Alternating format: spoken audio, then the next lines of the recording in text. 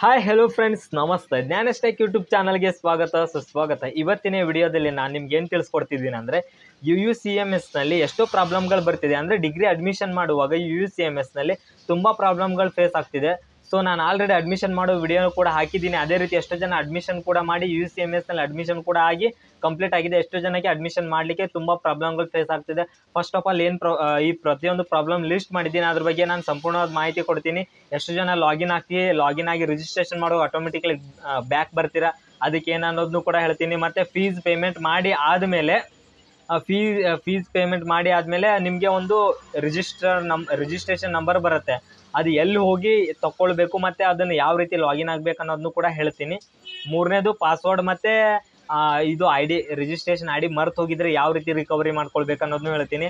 ಆಮೇಲೆ ಇನ್ನೊಂದು ಏನಂತ ಅಂದರೆ ಕೆಲವೊಂದು ಯೂನಿವರ್ಸಿಟಿದು ಏನಿರ್ತದೆ ಅಂದರೆ ಕಾಲೇಜ್ ನೇಮೇ ಶೋ ಆಗ್ತಾ ಇರಲ್ಲ ಅಡ್ಮಿಷನ್ ಮಾಡ್ಲಿಕ್ಕೆ ಹೋದಾಗ. ಸೊ ಅವ್ರದ್ದು ಕೂಡ ಹೇಳ್ತೀನಿ. ಆಮೇಲೆ ಡಾಕ್ಯುಮೆಂಟ್ ಅಪ್ಲೋಡ್ ಮಾಡ್ತಾ ಇರ್ತೀರ ನೀವು, ಅದು ಕೂಡ ಪ್ರಾಬ್ಲಮ್ ಆಗುತ್ತೆ, ಅಪ್ಲೋಡ್ ತೊಗೊಳ್ತಾ ಇರಲ್ಲ. ಆಮೇಲೆ ಇನ್ನೊಂದು ಏನಂತ ಅಂದರೆ ಕಾಲೇಜ್ ನೇಮ್ ಅಂತೂ ಆಲ್ರೆಡಿ ಹೇಳಿದ್ದೀನಿ. ಆಮೇಲೆ ರಿಜಿಸ್ಟ್ರೇಷನ್ ನಂಬರ್ ಮಿಸ್ ಆಗಿರುತ್ತೆ, ಅದು ಕೂಡ ಹೇಳ್ತೀನಿ. ಮತ್ತೇನಂತಂದರೆ ಎಷ್ಟೋ ಜನಕ್ಕೆ ಇನ್ನೂ ಬೇರೆ ಬೇರೆ ಪ್ರಾಬ್ಲಮ್ಗಳೆಲ್ಲ ಹೇಳ್ತಿದ್ದಾರೆ. ಅಂದರೆ ಸ್ಕೂಲ್ ನೇಮ್ ನಾನು ರಿಜಿಸ್ಟ್ರೇಷನ್ ನಂಬರ್ ಹಾಕ್ತಿದ್ದೀನಿ ಸೆಕೆಂಡ್ PUCದು, ಬಟ್ ಅದು ತೊಗೊಳ್ತಿಲ್ಲ. ಅದೇ ಮೇನ್ ಪ್ರಾಬ್ಲಮ್ ಹೇಳ್ತಾ ಇದ್ದಾರೆ ಎಲ್ಲರೂ. CBSE ಸ್ಟೂಡೆಂಟ್ಗಳು ಹೇಳ್ತಾ ಇದ್ದಾರೆ. ಆಲ್ಮೋಸ್ಟ್ CBSE ಸ್ಟೂಡೆಂಟ್ಗಳದ್ದು ಬಂದಿದೆ. ಮತ್ತು ಯಾರು ಈ ಸೆಕೆಂಡ್ PUCದಲ್ಲಿ ಸೆಕೆಂಡ್ ಅಟೆಂಪ್ಟು ಥರ್ಡ್ ಅಟೆಂಪ್ಟಲ್ಲಿ ಎಲ್ಲ ಬರ್ದಿರ್ತಾರೆ ಅಂದರೆ ಅವ್ರಿಗೆ 3 ಎಕ್ಸಾಮ್ ಇರುತ್ತೆ. ಫಸ್ಟ್ ರಿಸಲ್ಟಿಂದೆಲ್ಲ ಬೇಗ ಬರ್ತಿದೆ, ಸೆಕೆಂಡು ಥರ್ಡ್ ರಿಸಲ್ಟಿಂದೆಲ್ಲ ಡಾಟಾ ಫೇಚ್ ಆಗ್ತಿಲ್ಲ ಅಂತಿದ್ದಾರೆ. ಅದನ್ನು ಕೂಡ ಪ್ರತಿಯೊಂದನ್ನು ಕೂಡ ಇದರಲ್ಲಿ ಹೇಳ್ತೀನಿ. ಸೊ ನಾನೇನು ಹೇಳ್ತಿದ್ದೀನಿ ಅಂದರೆ ವಿಡಿಯೋದಲ್ಲಿ ತುಂಬ ಸಿಂಪಲ್, ಯಾರಿಗೂ ಟೈಮ್ ವೇಸ್ಟ್ ಕೂಡ ಮಾಡಲ್ಲ. ನಾನು ಈ ಹಿಂದೆ ವಿಡಿಯೋ ಮಾಡಿದ್ದೀನಿ ಯಾವ ರೀತಿ ಅಡ್ಮಿಷನ್ ಮಾಡಬೇಕು ಅನ್ನೋದನ್ನ. ಅದೇ ರೀತಿ ಅಡ್ಮಿಷನ್ ಎಷ್ಟೋ ಜನ ಮಾಡ್ಕೊಂಡಿದ್ದೀರಾ, ಮಾಡದೇ ಇರೋರು ತುಂಬ ಕಮೆಂಟ್ ಹಾಕಿದ್ದೀರಾ. ಎಷ್ಟೋ ಜನ ಕಾಲ್ ಮಾಡಿದ್ದೀರಾ, ಅವ್ರಿಗೆ ರೆಸ್ಪಾನ್ಸ್ ಕೂಡ ಮಾಡಿದ್ದೀನಿ. ಮತ್ತು ವಾಟ್ಸಪ್ಪಲ್ಲಿ ಮೆಸೇಜ್ ಹಾಕಿದ್ದೀರಾ, ಅದಕ್ಕೂ ಕೂಡ ರಿಪ್ಲೈ ಮಾಡಿದ್ದೀನಿ. ಎಷ್ಟೋ ಜನಕ್ಕೆ ಕಮೆಂಟ್ ಬಾಕ್ಸ್ನಲ್ಲಿ ಕಮೆಂಟ್ನ ರಿಪ್ಲೈ ಮಾಡಲಿಕ್ಕಾಗಿಲ್ಲ. ಏನಕ್ಕಂತ ಅಂದರೆ ಆ ರಿಪ್ಲೈನ ಕಮೆಂಟ್ ಬಾಕ್ಸ್ನಲ್ಲಿ ಮಾಡಲಿಕ್ಕಾಗಲ್ಲ, ಅದನ್ನು ಡೈರೆಕ್ಟಾಗಿ ವಿಡಿಯೋ ಮೂಲಕನೇ ಹೇಳಬೇಕು. ಅಂದರೆ ನಿಮಗೆ ಕರೆಕ್ಟಾಗಿ ಅರ್ಥ ಆಗುತ್ತೆ. ಕಮೆಂಟ್ನಲ್ಲಿ ಹೇಳಿದ್ರೆ ನಿಮಗೆ ಕನ್ಫ್ಯೂಸ್ ಆಗುತ್ತೆ. ಸೊ ಅದಕ್ಕೋಸ್ಕರ ವಿಡಿಯೋ ಮಾಡ್ತಿದ್ದೀನಿ. ದಯವಿಟ್ಟು ನನ್ನ ಚಾನಲ್ಗೆ ಸಬ್ಸ್ಕ್ರೈಬ್ ಮಾಡ್ಕೊಳ್ಳಿ. ಏನಕ್ಕಂತ ಅಂದರೆ ನಾನು ಯೂಟ್ಯೂಬ್ ಚಾನಲ್ನಲ್ಲಿ ಅಪ್ಲಿಕೇಶನ್ ಹಾಕುವ ರೀತಿಯನ್ನು, ಗೌರ್ಮೆಂಟ್ ಜಾಬ್ ಅಪ್ಡೇಟು ಮತ್ತು ಸ್ಕಾಲರ್ಶಿಪ್ಪು ಹಾಗೂ ಇನ್ನಿತರ ಅಪ್ಡೇಟ್ಗಳನ್ನ ಕೊಡ್ತಾ ಇರ್ತೀನಿ. ದಯವಿಟ್ಟು ನನ್ನ ಚಾನಲ್ನ ಸಬ್ಸ್ಕ್ರೈಬ್ ಮಾಡ್ಕೊಳ್ಳಿ. ಮತ್ತು ಡಿಸ್ಕ್ರಿಪ್ಷನಲ್ಲಿ ವಾಟ್ಸಪ್ ಗ್ರೂಪ್ ಲಿಂಕ್ ಕೂಡ ಜಾಯ್ನ್ ಆಗ್ಬೋದು ಅಂತಂದರೆ ಏನಿಲ್ಲ, ಸಿಂಪಲ್ಲಾಗಿ ವಾಟ್ಸಪ್ ಗ್ರೂಪಲ್ಲಿ ಡಿಸ್ಕ್ರಿಪ್ಷನ್ ಲಿಂಕ್ ಇದೆ. ಅಲ್ಲಿ ವಾಟ್ಸಪ್ ಗ್ರೂಪಲ್ಲಿ ಲಿಂಕ್ ಮೇಲೆ ಕ್ಲಿಕ್ ಮಾಡಿದ್ರೆ ಸಾಕು, ಡಿಸ್ಕ್ರಿಪ್ಷನಲ್ಲಿರೋದು ಡೈರೆಕ್ಟ್ ವಾಟ್ಸಪ್ಗೆ ನೀವು ಜಾಯ್ನ್ ಆಗ್ತೀರಾ. ಜಾಯ್ನ್ ಆದ ತಕ್ಷಣ ಅಲ್ಲಿ ನನ್ನ ಫೋನ್ ನಂಬರ್ ಸಿಗುತ್ತೆ. ಇಲ್ಲಾಂದ್ರೆ ವಾಟ್ಸಪ್ಪಲ್ಲಿ ಮೆಸೇಜ್ ಮಾಡಿದ್ರು ಕೂಡ ನಿಮ್ಮ ಪ್ರಾಬ್ಲಮ್ಗೆ ನಾನು ಮೆಸೇಜ್ ಮಾಡ್ತೀನಿ, ರೆಸ್ಪಾನ್ಸ್ ಮಾಡ್ತೀನಿ ಅಂತ ಹೇಳ್ತಾ ಒಂದೊಂದೇ ಪ್ರಾಬ್ಲಮ್ಗಳನ್ನು ನಾನು ಇವಾಗ ಕ್ಲಿಯರ್ ಮಾಡ್ತಾ ಹೋಗ್ತೀನಿ. ಫಸ್ಟ್ ಆಫ್ ಆಲ್ ಲಾಗಿನ್ ಆಗ್ತೀರಾ. ಲಾಗಿನ್ ಆಗಿ ನೀವೇನು ಫಿಲಪ್ ಮಾಡಿ ಸಬ್ಮಿಟ್ ಕೊಡ್ತೀರಾ. ಸಬ್ಮಿಟ್ ಕೊಟ್ಟ ತಕ್ಷಣ ರಿಜಿಸ್ಟರ್ ನಂಬರ್ ಬರುತ್ತೆ. ರಿಜಿಸ್ಟರ್ ನಂಬರ್ ಮತ್ತು ಪಾಸ್ವರ್ಡ್ ಸೆಟ್ ಮಾಡ್ಕೊಳ್ತೀರಾ. ಬಂದ ತಕ್ಷಣ ಆಟೋಮೆಟಿಕ್ಲಿ ಬ್ಯಾಕ್ ಹೋಗುತ್ತೆ. 20% 30% ಆಗುತ್ತೆ. ಮತ್ತು ನೀವು ಹೊಸದಾಗಿಂದ ರಿಜಿಸ್ಟ್ರೇಷನ್ ಮಾಡ್ಲಿಕ್ಕೆ ಹೋಗ್ತೀರಾ. ಅದು already phone number and email exist ಅಂತ ಬರುತ್ತೆ. ಸೊ ಅವ್ರು ಏನು ಮಾಡಬೇಕಂದ್ರೆ ವೆರಿ ಸಿಂಪಲ್, ನಿಮಗೆ ಏನು ರಿಜಿಸ್ಟರ್ ನಂಬರ್ ಬಂದಿರುತ್ತೆ 2400 ಸ್ಟಾರ್ಟ್ ಆಗಿರುತ್ತಲ್ಲ, ಸೊ ಆ ರಿಜಿಸ್ಟರ್ ನಂಬರ್ನ ಲಾಗಿನ್ ಐಡಿದಲ್ಲಿ ಯೂಸರ್ ನೇಮ್ ಇದ್ದಲ್ಲಿ ಹಾಕಿ, ಪಾಸ್ವರ್ಡ್ ನೀವೇನು ಸೆಟ್ ಮಾಡಿರ್ತಾರೆ ಹಾಕಿ, ಕ್ಯಾಪ್ಚರ್ ನಂಬರ್ನ ಹಾಕಿ ಲಾಗಿನ್ ಆದ ತಕ್ಷಣ ನಿಮಗೆ ಎಷ್ಟು % ನೀವು ಫಿಲಪ್ ಮಾಡಿದ್ದೀರಾ ಅಲ್ಲಿ ಶೋ ಆಗುತ್ತೆ. ಆವಾಗ ನೀವು ಅದನ್ನೇ ಕಂಟಿನ್ಯೂ ಮಾಡಬೇಕಂದ್ರೆ ಅಲ್ಲಿ ರೈಟ್ ಸೈಡಲ್ಲಿ ಪ್ರೊಫೈಲ್ ಮಾರ್ಕ್ ಕಾಣುತ್ತೆ, ಅದ್ರ ಮೇಲೆ ಕ್ಲಿಕ್ ಮಾಡಿ. ಅಲ್ಲಿ ರಿಜಿಸ್ಟ್ರೇಷನ್ ಡೀಟೇಲ್ಸ್ ಅಂತ ಬರುತ್ತೆ. ಕ್ಲಿಕ್ ಮಾಡಿದ ತಕ್ಷಣ ನೀವೇನು ಫಿಲಪ್ ಮಾಡಿದ್ರಲ್ಲ ಅದೆಲ್ಲ ಬರುತ್ತೆ. ಆಮೇಲೆ ಅದನ್ನೇ ಅಪ್ಲಿಕೇಶನ್ನ ಕಂಟಿನ್ಯೂ ಮಾಡಿಕೊಂಡು ಸಬ್ಮಿಟ್ ಕೊಡ್ಬೋದು. ಸೊ ಇದು ಫಸ್ಟ್ ಸಮಸ್ಯೆ ಕ್ಲಿಯರ್ ಆಯಿತು. ಆಲ್ಮೋಸ್ಟ್ ಇದು ಎಷ್ಟೋ ಜನಕ್ಕೆ ಬರ್ತಿದೆ, ಇದು ಕ್ಲಿಯರ್ ಆಯಿತು. ಸೆಕೆಂಡ್ ಏನಂತಂದರೆ ಫೀಸು. ಈಗ ಫೀಸ್ ಪೇಮೆಂಟ್ ಮಾಡ್ತೀರಾ. ಫೀಸ್ ಪೇಮೆಂಟ್ ಆದಮೇಲೆ ನೀವು ಫಸ್ಟಿಗೇನು ರಿಜಿಸ್ಟ್ರೇಷನ್ ನಂಬರ್ ಬಂದಿರುತ್ತಲ್ವ, ಅದೇ ರಿಜಿಸ್ಟ್ರೇಷನ್ ನಂಬರ್ ಫೈನಲ್ ಅಲ್ಲ ಆಗಿರುತ್ತೆ. ರಿಜಿಸ್ಟ್ರೇಷನ್ ನಂಬರು ಯಾವ್ದು ಫೈನಲ್ ಆಗಿರುತ್ತೆ ಅಂದರೆ ಫೀಸ್ ಪೇಮೆಂಟ್ ಮಾಡಿ ಆದಮೇಲೆ ನಿಮ್ಮ ಜಿಮೇಲ್ ಐಡಿಗೆ ಅಂದರೆ ಇಮೇಲ್ ಓಪನ್ ಮಾಡಬೇಕು. ಫೀಸ್ ಪೇಮೆಂಟ್ ಆದ ತಕ್ಷಣ ಇಮೇಲ್ ID ಓಪನ್ ಮಾಡಿದ್ರೆ ಅಲ್ಲಿ ಯು ಇಂದ ರಿಜಿಸ್ಟ್ರೇಷನ್ ನಂಬರ್ ಸ್ಟಾರ್ಟ್ ಆಗಿರುತ್ತೆ, U0ದಿಂದ. ಸೊ ಅದೇ ನಿಮ್ಮದು U0 ಅಂದ ಸ್ಟಾರ್ಟ್ ಆಗಿರುತ್ತೆ ಅಲ್ವ, ಅದೇ ನಿಮ್ಮದು ರಿಜಿಸ್ಟ್ರೇಷನ್ ನಂಬರ್ ಆಗಿರುತ್ತೆ. ಡಿಗ್ರಿದು ಪಾಸ್ವರ್ಡ್ ಬಂದುಬಿಟ್ಟು ನಿಮ್ಮ ಡೇಟ್ ಆಫ್ ಬರ್ತ್ ಆಗಿರುತ್ತೆ. ಸೊ ಡೇಟ್ ಆಫ್ ಬರ್ತ್, ಆ ರಿಜಿಸ್ಟ್ರೇಷನ್ ನಂಬರು ಮತ್ತು ಡೇಟ್ ಆಫ್ ಬರ್ತ್ನ ನೀವು ಹಾಕಿ ಲಾಗಿನ್ ಮಾಡಿದ್ರೆ UUCMS ಲಾಗಿನ್ ಆಗುತ್ತೆ. ಆಮೇಲೆ ABC ID ಕೇಳುತ್ತೆ. ABC IDನ ಯಾವ ರೀತಿ ಹಾಕಬೇಕು ಅನ್ನೋದು ಆಲ್ರೆಡಿ ವಿಡಿಯೋ ಮಾಡಿದ್ದೀನಿ, ನನ್ನ ಚಾನಲ್ನಲ್ಲಿದೆ, ನೀವು ನೋಡ್ಕೊಳ್ಬೋದು. ಇದು ಸೆಕೆಂಡು ಪ್ರಾಬ್ಲಮ್ ಕ್ಲಿಯರ್ ಆಯಿತು. ಈಗ ಮೂರನೇ ಪ್ರಾಬ್ಲಮ್ ಹೇಳ್ತೀನಿ. ಪಾಸ್ವರ್ಡು ಮತ್ತು ID ಮರ್ತು ಹೋಗ್ಬಿಟ್ಟಿದೆ. ನನ್ನ ಮೊಬೈಲಲ್ಲಿ ನಾನು ಇದ್ದಿದ್ದು ಡಿಲೀಟ್ ಮಾಡ್ಕೊಂಡಿದ್ದೀನಿಲ್ಲ, ಮೊಬೈಲ್ಗೆ ಬಂದಿಲ್ಲ, ನಂದು ಆಲ್ರೆಡಿ ಕ್ರಿಯೇಟ್ ಕೂಡ ಆಗಿದೆ ಅನ್ನೋರಿಗೆ ವೆರಿ ಸಿಂಪಲ್, ನೀವು ರಿಜಿಸ್ಟ್ರೇಷನ್ ಮಾಡೋ ಪೋರ್ಟಲ್ ಓಪನ್ ಮಾಡಿದಾಗಲೇ ಅಲ್ಲೇ forget user name, forget password ಇದೆ. ಅಲ್ಲಿ ಫಾರ್ಗೆಟ್ ಯೂಸರ್ ನೇಮು ಕೊಟ್ಟು ಫಾರ್ಗೆಟ್ ಪಾಸ್ವರ್ಡ್ ಕೊಟ್ಟು ನಿಮ್ಮ ಫೋನ್ ನಂಬರ್ ಹಾಕಿ ನೀವು ಯೂಸರ್ IDನೂ ರಿಕವರಿ ಮಾಡ್ಕೊಳ್ಬೋದು, ಪಾಸ್ವರ್ಡ್ನೂ ರಿಕವರಿ ಮಾಡ್ಕೊಳ್ಬೋದು. ಮತ್ತು ಕಾಲೇಜ್ ನೇಮ್ ಎಲ್ಲ ಶೋ ಆಗ್ತಾ ಇರಲ್ಲ. ಇದು 4ನೇ ಪ್ರಾಬ್ಲಮ್ಮು. ಕಾಲೇಜ್ ನೇಮ್ ಶೋ ಆಗ್ತಾ ಇರಲ್ಲ ಎಷ್ಟೋ ಜನದ್ದು. ಅಂದರೆ ಇದು ಮೇನ್ ಪ್ರಾಬ್ಲಮ್ ನಾನು ಹೇಳಿಬಿಡ್ತೀನಿ. ಎಲ್ಲ ಇವಾಗ ಎಷ್ಟೋ ಯೂನಿವರ್ಸಿಟಿಗಳದ್ದು ಶೋ ಆಗ್ತಾ ಇರುತ್ತೆ, ಅಡ್ಮಿಷನ್ ಎಲ್ಲ ಮಾಡ್ಕೊಳ್ತಾ ಇರ್ತಾರೆ. ಕೆಲವೊಂದು ಯೂನಿವರ್ಸಿಟಿಗಳ್ದು ಏನು ಮಾಡಿರ್ತಾರೆ ಅಂದರೆ ಅಡ್ಮಿಷನ್ ಲೇಟ್ ಆಗಿಬಿಟ್ಟಿರ್ತಾರೆ. ಅಂದರೆ ಕಾಲೇಜ್ ನೇಮ್ ಎಲ್ಲ ಸೆಟ್ ಮಾಡಿರಲ್ಲ. ನಿಮ್ಮ ಯೂನಿವರ್ಸಿಟಿ ಏನಿದೆ ಅಲ್ವಾ, ಅವರು ನಿಮ್ಮ ಕಾಲೇಜ್ ನೇಮ್ನ ಸೆಟ್ ಮಾಡಿರಲ್ಲ. ಅಂದರೆ ಇನ್ನೂ ಅಡ್ಮಿಷನ್ ಸ್ಟಾರ್ಟ್ ಆಗಿರಲ್ಲ, ಸೊ ಅದಕ್ಕೆ ಸೆಟ್ ಮಾಡಿರಲ್ಲ.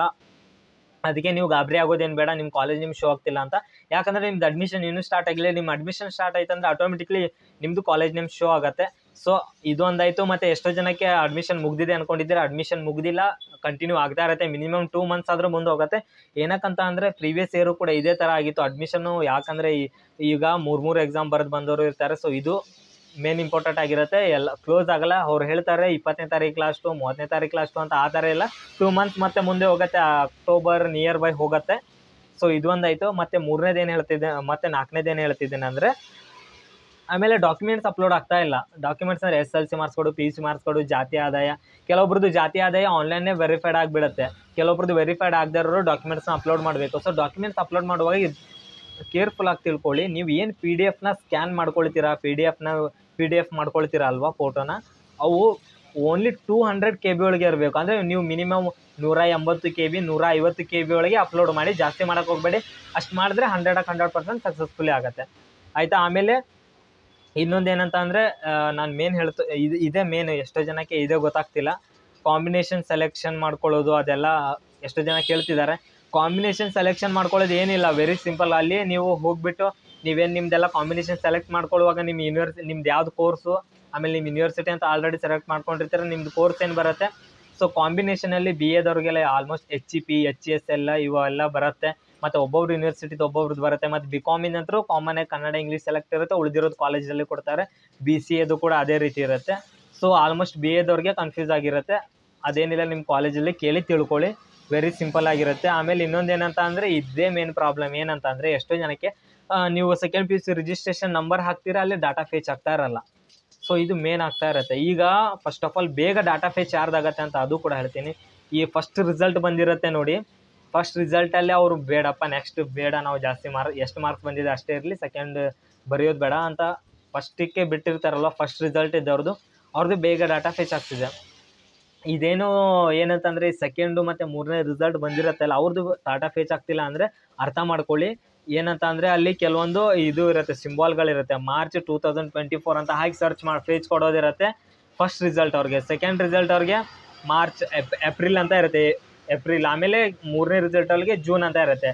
ಸೊ ಇದನ್ನು ಹಾಕಿ ಫೇಚ್ ಕೊಡಿ. ಆವಾಗಲೂ ಕೂಡ ಆಗಿಲ್ಲ ಅಂದರೆ ಒಂದು ಅರ್ಥ ಮಾಡ್ಕೊಳ್ಳಿ, ನಿಮಗೆ ಇನ್ನೂ ಸೀಟ್ನ ಅಂದರೆ ನಿಮ್ಮ ರಿಜಿಸ್ಟ್ರೇಷನ್ ನಂಬರ್ನ ಯೂನಿವರ್ಸಿಟಿ ಇನ್ನೂ ಸೆಟ್ ಮಾಡಿಲ್ಲ, USMS ಪ್ರಾಬ್ಲಮ್ ಇದೆ, ಇನ್ನೂ ಕ್ಲಿಯರ್ ಆಗ್ತಿಲ್ಲ.